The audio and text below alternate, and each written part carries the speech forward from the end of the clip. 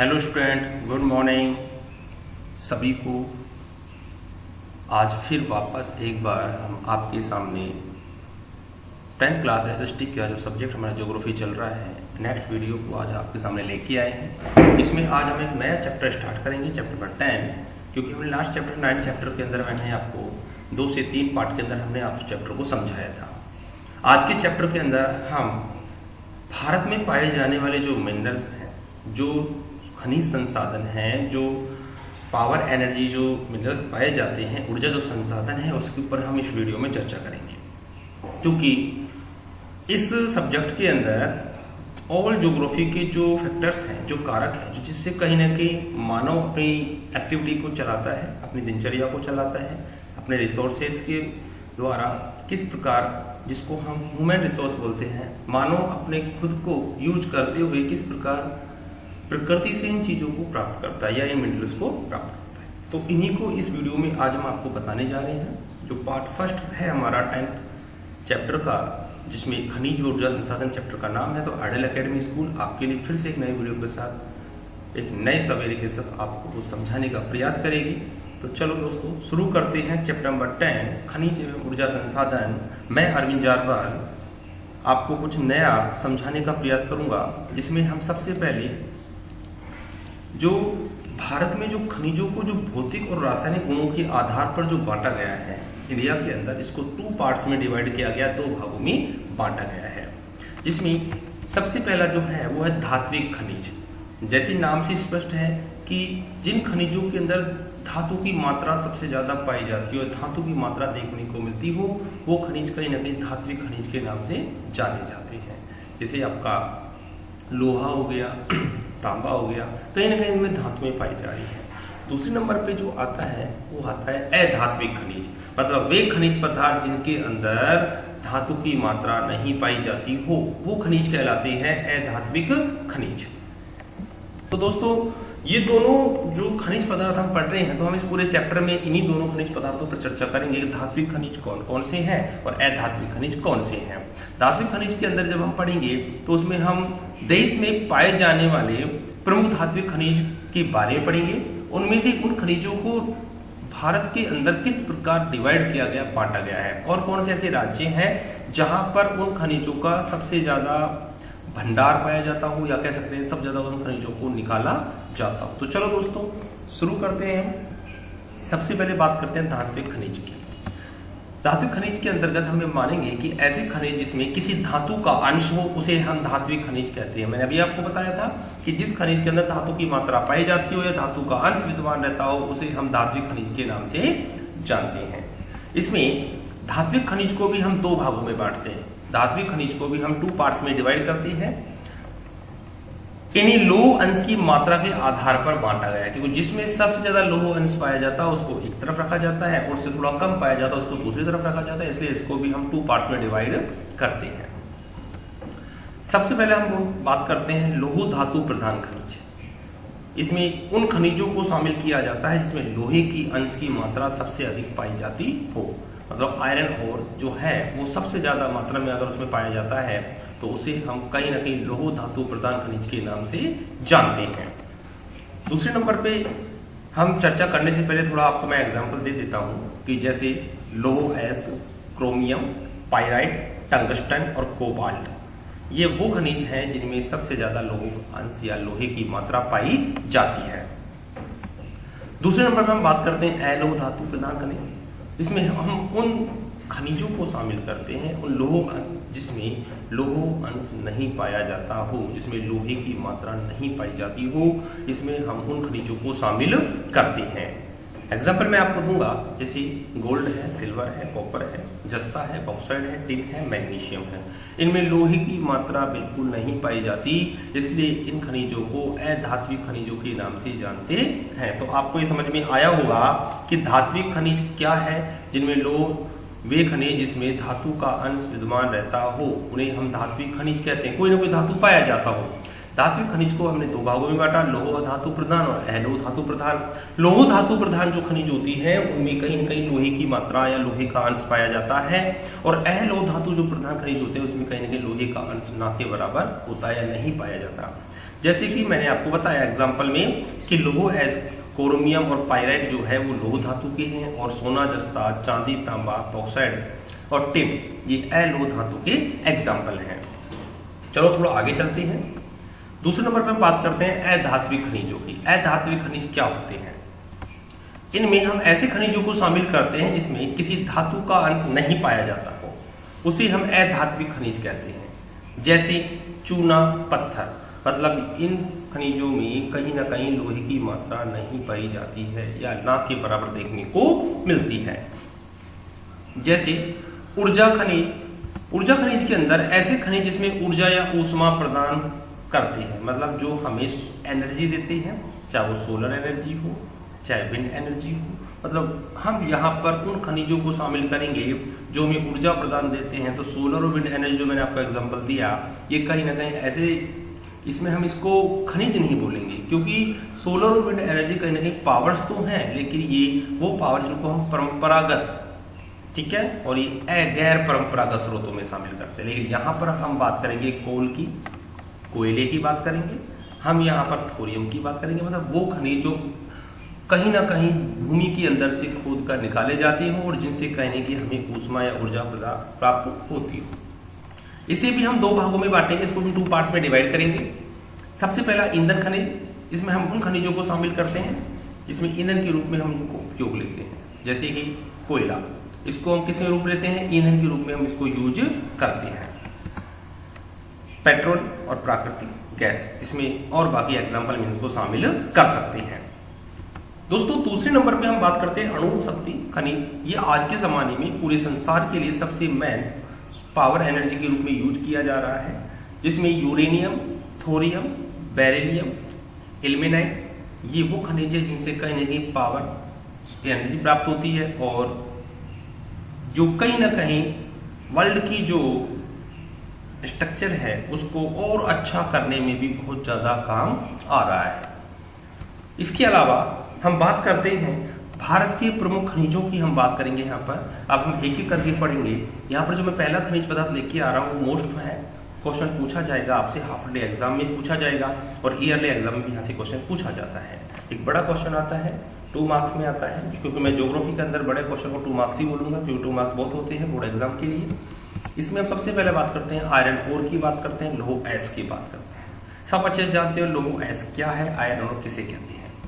इसमें लौह एस को आग्नेय चट्टानों से प्राप्त किया जाता है। किन चट्टानों से प्राप्त किया जाता है? आग्नेय चट्टानों से प्राप्त किया जाता है। मतलब वो चट्टानें जो ज्वालामुखी विस्फोट के समय लावा या मैग्मा से मिलकर बनी हैं, उन्हें हम आग्नेय चट्टानें कहते हैं। इसमें विश्व में भंडार की दृष्टि से रूस के बाद भारत दूसरे नंबर पे आता है। पहले नंबर पे रसिया है, रूस है, और सेकंड पोजीशन पे इंडिया का आता है, जहां सबसे ज्यादा आयरन ओर के भंडार पाए जाते हैं। तीसरे नंबर पर हम बात करते हैं, भारत में 5 प्रकार के लौह एस मिलते हैं। ये बिल्कुल याद रखने वाली बात है आपको शॉर्ट के अंदर, वेरी शॉर्ट क्वेश्चंस के अंदर, कि कितने प्रकार के आयरन ओर भारत में पाए जाते हैं। तो 5 टाइप्स के पाए जाते हैं, मैग्नेटाइट, हेमेटाइट, लिमोनाइट, सिडेराइट और लेटेराइट।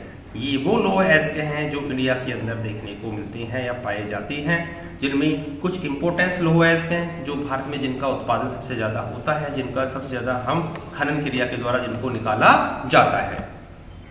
भारत में कुल 23,000 करोड़ टन लोहे के भंडार हैं, ऐसा अनुमान मान लगाया गया है, जो विश्व का लगभग 20% अकेला भारत करता है।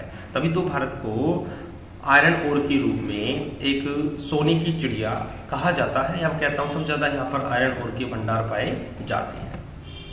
मैग्नेटाइट किस्म का जो आयरन है, जो 60 से 70% जिसमें लोहास की मात्रा पाई जाती है, उसके 8% भाग को प्रोडक्शन होता है। हेमेटाइट टाइप का जो है उसमें 70 से 80% लोहे की पाई जाती है, हम उसका लगभग 85% भाग यहाँ पर पाया जाता है, और 7% अन्य जो हमारे 3 जो पार्ट हैं जिसमें लिमोनाइट है, सिडेराइट है और लेटेराइट है, ठीक है ना।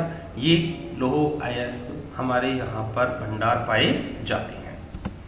बात करते हैं भारत में जो लौह अयस्क है जिसका उत्पादन वितरण जो किया जाता है स्टेट के अंदर। मैं यहाँ पर आपको एक एक स्टेट को अच्छे से एक्सप्लेन करूंगा, समझाऊंगा। जो बुक्स के अंदर से ही मैंने नोट्स बनाए हैं और कहीं ना कहीं उस बुक्स के अंदर से मैंने इंपोर्टेंट टॉपिक जो वास्तव में आने लायक होते हैं, जिनको हमें लिखना है, हम उन्हीं को पढ़ेंगे। क्योंकि मैं किसी गाइड का सहारा नहीं लेता बिल्कुल भी, पढ़ाते समय सिर्फ हम बुक्स को लेते हैं। क्योंकि राजस्थान बोर्ड की जो बुक्स है वही कंप्लीट है, वही हमारी गाइड है। तो सभी स्टूडेंट्स में एक ही बात बोलना चाहूंगा कि गाइड को बिल्कुल यूज ना करें, जितना उसे बुक से ज्यादा पढ़ें, क्योंकि यहीं से हम इसको वेरी शॉर्ट क्वेश्चन अच्छे से पढ़ सकते हैं। तो हम भारत में लौह अयस्क उत्पादन के बारे में सबसे पहले मैं स्टेट की बात करता हूं, उड़ीसा की। देश के कुल भंडार का 30% और उत्पादन का लगभग 28% अकेला राज्य है उड़ीसा, जो यहाँ पर इसका प्रोडक्शन, इसका उत्पादन किया जाता है। उत्पादन तो मैं नहीं बोलूं क्योंकि बनाना होता है, प्रोडक्शन करना, लेकिन मैं इतना जरूर बोलता हूँ खनन क्रिया के द्वारा इसको निकाला जाता है। यहाँ हेमेटाइट प्रकार का जो अयस्क जो सबसे उत्तम जो किस्म का जो लोहा है वो पाया जाता है। जो यहाँ के प्रमुख जो जिले हैं जिसमें मयूरभंज है, सुंदरगढ़ है और क्योंझर, इन जिलों में कहीं ना कहीं इसके भंडार काफी पाए जाते हैं। और मयूरभंज जो मैंने आपको नाम लिया और क्योंझर जो नाम ले रहा हूँ यहाँ पर, ये मैप के अंदर क्वेश्चन पूछे जाते हैं, इसलिए इन दोनों को मैप के अंदर भर के जरूर देखना। क्योंकि इंडिया का मैप 10th क्लास की बोर्ड एग्जाम में पूछा जाता है, जिसमें से एक दो क्वेश्चन कहीं ना कहीं माइंड से निकल कर आते हैं, मतलब खनिज संसाधनों से पूछे जाते हैं। मयूरभंज जिले में गुरु महिषनी और सुलेमपाद और बादाम की पहाड़ियां, देखो बादाम और जो पहाड़ियां हैं, सुलेमपाद जो हैं, ये कहीं ना कहीं मयूरभंज जिले में है। और मयूरभंज जिले कहाँ है? उड़ीसा के अंदर है। तो कहीं ना कहीं यहाँ पर इनको मैपिंग के अंदर भी बहुत बार पूछा जा चुका है। ठीक है, तो बादाम की पहाड़ी, सुलेमपाद और गुरु महिषनी ये कहां पर है? उड़ीसा में है। और इन्हीं पहाड़ी एरियो से क्या प्राप्त किया जाता है? लोहा प्राप्त किया जाता है, जो सबसे उत्तम किस्म का लोहा है, जिसको हम कहीं ना कहीं हेमेटाइट के नाम से जानते हैं। क्योंझर जिले में बांसपानी, ठाकुरानी और किरुबुरु आदि भी स्थान ऐसे हैं जहां पर इसके भंडार मिले हैं और जिनका निकाला जाता है। उड़ीसा से लौह अयस्क का निर्यात विशाखापट्टनम और पारादीप बंदरगाह से जापान व अन्य देशों को किया जाता है। देखो, विशाखापट्टनम पोर्ट है और पारादीप बंदरगाह जो पोर्ट है वो भी उड़ीसा के अंदर है। और विशाखापट्टनम पोर्ट से भी साउथ इंडिया में है, यहाँ से भी कहीं ना कहीं मैं कह सकता हूँ कि लोहे का निर्यात किया जाता है जापान देश को। भारत, जापान और यूरोपीय कॉन्टिनेंट जो है उनको सबसे ज्यादा लोहे के भंडार क्या करता है? बेचता है, निर्यात करता है। यह बात आपको याद रखनी है। चलो थोड़ा आगे चलते हैं। दूसरे नंबर पर हम बात करते हैं कर्नाटका की। कर्नाटक जो हमारा स्टेट है, इसमें देश के लगभग कुल भंडार का 25%, देश के लगभग कुल भंडार का 25% और उत्पादन का 26% अकेला कर्नाटक राज्य करता है। देखो, उड़ीसा के बाद दूसरे नंबर पर जो सबसे बड़ा राज्य वो कर्नाटका है। यहाँ पर हेमेटाइट प्रकार के लोहों के अयस्क के भंडार पाए जाते हैं, क्योंकि वहां भी हमने हेमेटाइट पढ़ा, यहाँ भी हेमेटाइट पढ़ते हैं। कर्नाटक में लौह अयस्क जो है, जो भंडार है, वो बेल्लारी, चिकमंगलुरु और चित्रदुर्ग, शिमोगा जिलों में पाए जाते हैं। ये भी मैप के अंदर पूछे जाने वाले क्वेश्चन है। चिकमंगलुरु और चित्रदुर्ग और शिमोगा, ये तीनों पॉइंट्स को याद रखना। मैपिंग के अंदर पूछे जाने वाले सबसे मेन पॉइंट यही है। चिकमंगलुरु जिले में बाबा बुदन की पहाड़ी, बाबा बुदन की पहाड़ी कर्नाटका में है। आधे बच्चे इसको केरल में भर के आ जाते हैं, जो गलत हो जाता है। कालाहाड़ी, केमनगुड़ी और कद्रेमुख, तो कालाहाड़ी जो एरिया है वो भी कहीं ना कहीं कर्नाटक में है। तो आपको दोनों पॉइंट को याद रखना है। यहाँ पर लोहे के भंडार तो पाए ही जाते हैं, लेकिन आपको इनके साथ साथ मैपिंग का भी थोड़ा ध्यान रखना, क्योंकि मैप के अंदर भी पूछे जाते हैं। इस लोह अयस्क का शोधन भद्रावती और विजयनगर कारखानों में किया जाता है, क्योंकि जो कच्चा लोहा जो निकलता है उसको शोधन कार्य जो किया जाता है वो कहीं ना कहीं भद्रावती जो एरिया है और विजयनगर, इन दोनों एरियो में कहीं ना कहीं लोह अयस्क के कारखाने लगे हुए हैं और यहाँ पर इनका शोधन कार्य किया जाता है। बात करते हैं अगले स्टेट की, छत्तीसगढ़, जो उड़ीसा का पड़ोसी है। यह देश का तीसरा बड़ा लोह उत्पादन वाला राज्य है, जहां पर लोहे का सबसे ज्यादा उत्पादन या कह सकता हूं सबसे ज्यादा भंडार यहाँ पर पाए जाते हैं। यहाँ देश का लगभग 16% भंडार यहाँ पर पाए जाते हैं और 16% भंडार में लगभग 15.02% इस राज्य में इसका प्रोडक्शन किया जाता है, इसको निकाला जाता है।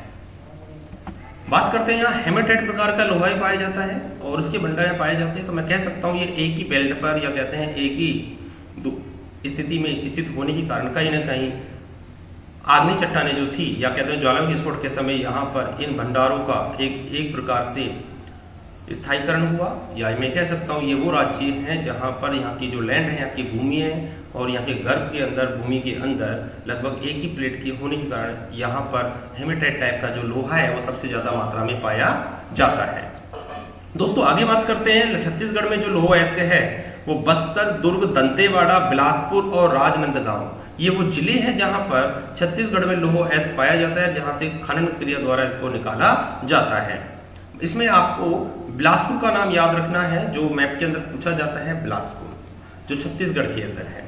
इन जिलों में लोह अयस्क जो है कुछ एरियाज में आपको बताता हूँ जिलों के अंदर जहां पर्टिकुलर जो एरियाज होते हैं जहां से अयस्क निकाला जाता है, दल्ली, राजहरा श्रेणी, बेलाडीला क्षेत्र, रावघाट क्षेत्र, जगदीलपुर क्षेत्र से लोह अयस्क प्राप्त किया जाता है। अगला जो स्टेट है छत्तीसगढ़ के अंदर, मैं थोड़ा सा और आगे लेके चलता हूं। लोह अयस्क का जो शोधन कार्य वो भिलाई कारखाने में किया जाता है। जैसे मैंने वहां आपको विजयनगर बताया था कर्नाटका के अंदर, ऐसे मैं आपको बताता हूँ छत्तीसगढ़ में भी भिलाई जो एरिया है वहां पर लोह अयस्क का शोधन कार्य किया जाता है। यहाँ पर कारखाना है भिलाई में। शेष लोह अयस्क को विशाखापट्टनम बंदरगाह से जापान को क्या किया जाता है, एक्सपोर्ट कर दिया जाता है, मतलब उसको निर्यात कर दिया जाता है, क्योंकि भारत लोह अयस्क का सबसे बड़ा निर्यातक देश है। आगे बात करते हैं, बेलाडीला की जो खान है एशिया की सबसे बड़ी लोह अयस्क की खान है, इसको वेरी वेरी नोट कर लेना क्योंकि मैं नोट में इसको लेके आया हूं। बेलाडीला की जो खान है एशिया की सबसे बड़ी लोह अयस्क की खान है, जो कहीं ना कहीं छत्तीसगढ़ के अंदर पाई जाती है। अगला स्टेट हमारा है गोवा, छोटा सा स्टेट है, कर्नाटका के पास में है। यह देश का चौथा बड़ा लोह अयस्क उत्पादक जो राज्य है। देश का कुल उत्पादन का लगभग 13.15% इस राज्य में ही लोह का उत्पादन होता है। यहां पर लिमोनाइट, लेटेराइट और सिडेराइट मतलब घटिया किस्म के लोहा है जो मैग्नीज के साथ मिश्रित अवस्था में यहां पर पाया जाता है। गोवा में लोह अयस्क के भंडार जो है वो पिरना आदेल, वाले अनेडा, कदनेम सुरला, तोसिल्ला, बोरगाडोर ये वो क्षेत्र है जहां पर लोह अयस्क के भंडार पाए गए हैं।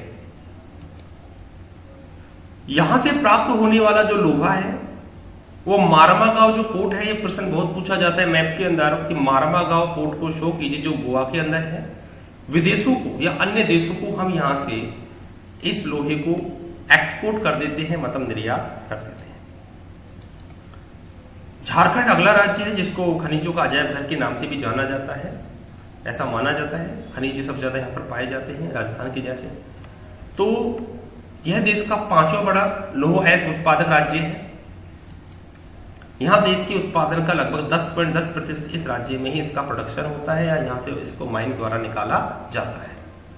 यहां पर हेमेटाइट में मैग्नेटाइट प्रकार के लोहे के अयस्क के भंडार पाए गए हैं, ऐसा माना गया है। झारखंड में लोह अयस्क के भंडार सिंहभूम और पलामू दोनों को मोस्ट कर लेना, झारखंड में शो करने हैं, मैप में पूछे जाते हैं, सर बार बार पूछते हैं। आपके जो क्लास में जो टीचर्स आपको पढ़ाएंगे वो आपको बार बार इन क्वेश्चंस को पूछेंगे, तो इन दोनों पॉइंट्स को आपको याद रखना है। दोस्तों थोड़ा आगे और बढ़ते हैं। इन जिलों में जो लोहे अयस्क है वो नोवा मुंडी, गुआ और डाल्टनगंज ये क्षेत्र हैं जो कहीं ना कहीं झारखंड में है, और ये वो एरिया है जहां पर लोह अयस्क निकाला जाता है। नोवा मुंडी तो एक मेन क्वेश्चन है झारखंड का, जो एक छोटा सा एरिया है, डिस्ट्रिक्ट में बोल सकता हूं नोवा मुंडी को वहां का, लेकिन यहां पर लोह अयस्क के भंडार ज्यादा पाए गए हैं। बात करते हैं दोस्तों आगे, लोह अयस्क का जो शोधन कार्य है वो कुलटीर बर्नपुर जो एरिया है वहां पर किया जाता है। यहाँ पर कारखाने लगाए गए हैं जिससे कि लोहे का शोधन कार्य आसानी से किया जा सके।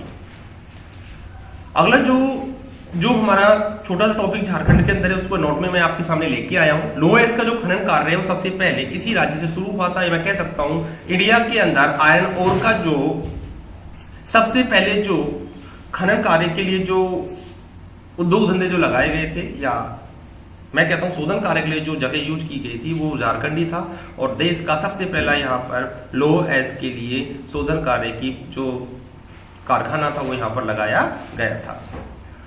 अन्य राज्यों की मैं बात करता हूं जहां पर आयरन ओर पाया जाता है, उसमें आंध्र प्रदेश है, तेलंगाना क्षेत्र है, तमिलनाडु में सेलम जिला ये मोस्ट है, ये सभी को ध्यान रखना है। सेलम तमिलनाडु में है, ये मैप में पूछा जाता है, बहुत बार आता है। और हरियाणा में महेंद्रगढ़, ये वो एरियाज है जहां पर लोह अयस्क या आयरन ओर के जो भंडार है वो देखने को मिले हैं। राजस्थान की मैं बात करता हूं तो उदयपुर, जयपुर, भीलवाड़ा और अलवर ऐसे एरियाज हैं जहां पर कहीं ना कहीं लोहे के भंडार मिले हैं। यहाँ पर अभी शोधन कार्य नहीं हो पाया, लेकिन यहाँ पर इनके भंडार देखने को मिले हैं और थोड़ा बहुत लोहा यहाँ से निकाला जाता है। भारतीय या भारत का जो विदेशी व्यापार है लोह अयस्क का तीसरा प्रमुख स्थान है, जो जापान और यूरोपीय क्षेत्रों में किया जाता है। मैं आपको पहले बता चुका हूं, भारत विश्व में दूसरे नंबर पे आता है, जो जहां पर आयरन ओर का सबसे ज्यादा प्रोडक्शन होता है, सबसे ज्यादा उत्पादन होता है या यहां से निकाला जाता है। और तीसरे नंबर का देश है जो लगभग जापान को सबसे ज्यादा लोह अयस्क क्या करता है, एक्सपोर्ट करता है। थैंक यू, उम्मीद करता हूं वीडियो आपको पसंद आएगा।